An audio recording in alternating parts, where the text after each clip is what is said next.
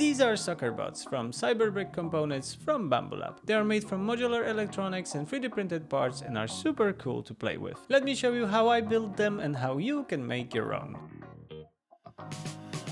Hello and welcome back to the channel. I was talking about what is Cyberbrick already in a video that I made a few months ago. You can check it right here. But that was before it was officially released on Kickstarter. Since then the components were officially released and are available to buy from bambulab. It's been already a few months since they are available, but only now I got the time to finally do something with the components. And went with one of the original designs, one of the first one released by Cyberbrick, the Soccerbot. The main reasons for it was that this was my first build with Cyberbrick components, so I wanted to start with something simple. The second one was to have some kind of toy that I can compete against my wife with. Since the official release of Cyberbrick, there's been many more cool models shared by MakerWorld and the community, and for sure I would like to build some of them in the future, so if you don't want to miss it, subscribe. But for this video I'll focus on the Soccerbots. I'll show you what came in the box with the components from Cyberbrick, what parts I needed to 3D print, and what I needed to do to set up the electronics so they could communicate with each other.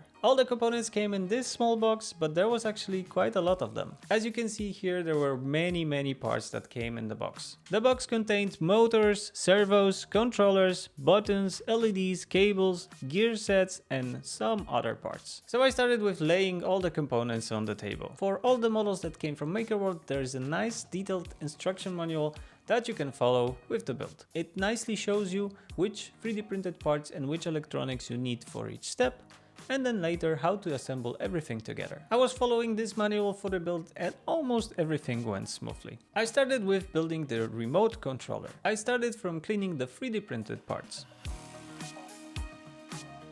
I gathered all the electronics that I needed for this step of the build and started assembling.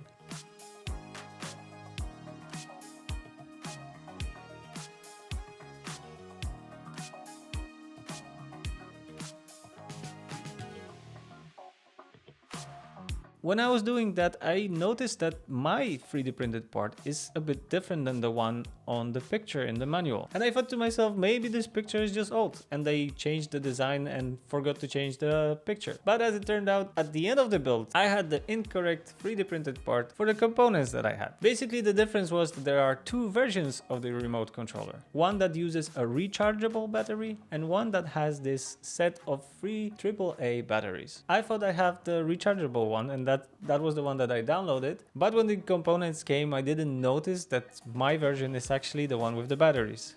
So I had the incorrect 3D printed part that I've noticed only at the end of the build. I should have known better, that was my mistake. I had to reprint this part, and then after that I reassembled everything again, and then everything worked fine.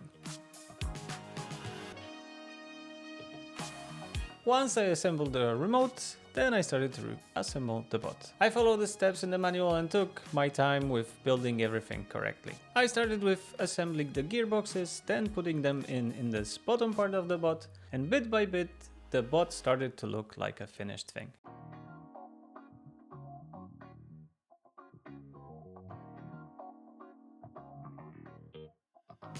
I had to assemble the fork and then put in the spring that actually makes the fork flick the ball, then installed the servo that actually will be moving the mechanism that flicks the fork. One of the last steps was to install the receiver that connects all the components together, connect all the cables, insert and connect the battery, and then close everything off with the magnetic cover.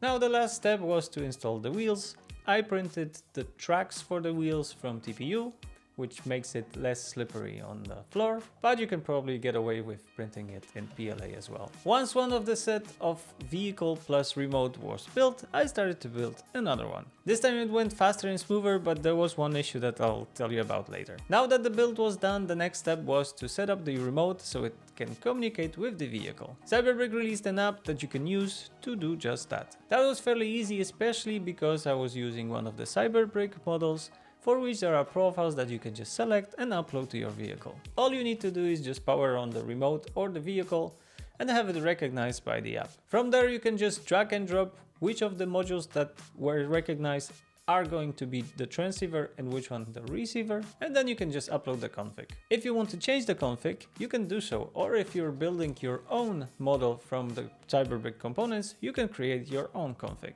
You can also upload a JSON file where you can have your own code, but I don't have much experience with it. Maybe I'll explore it in another video. So for these, I just selected Soccerbots. I selected which one is going to be, which of the modules is transceiver, which one is the receiver, then uploaded everything and they just started working. But there was one issue. One of the bots, when I tried to flick with the fork, didn't want to do that. It was kind of just moving up and down and stopping. It didn't want to turn fully that spiral that flicks the fork.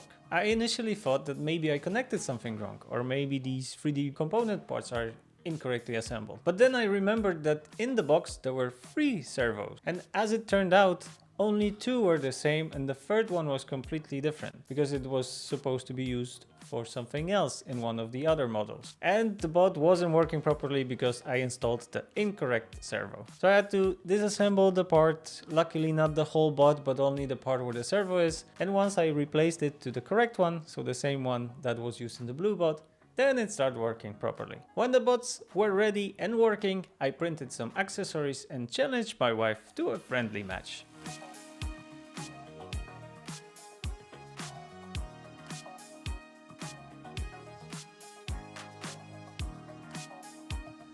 I have to say it was so much fun playing with the Soccerbots. At the beginning it wasn't easy. We needed some time to figure out how to flicker the ball correctly so it ended up in the goal, but it was so much fun. Even our cat joined for the fun because he was super curious what are these moving vehicles, and when we flickered the ball he of course chased the ball. I forgot to mention, but I also 3D printed these covers for the servos so the bots look much cleaner. I'll leave a link in the description to the model of that cover. There are way many models now shared by community and maker world that you can build with the components from Cyberbrick, so I will be for sure building something else.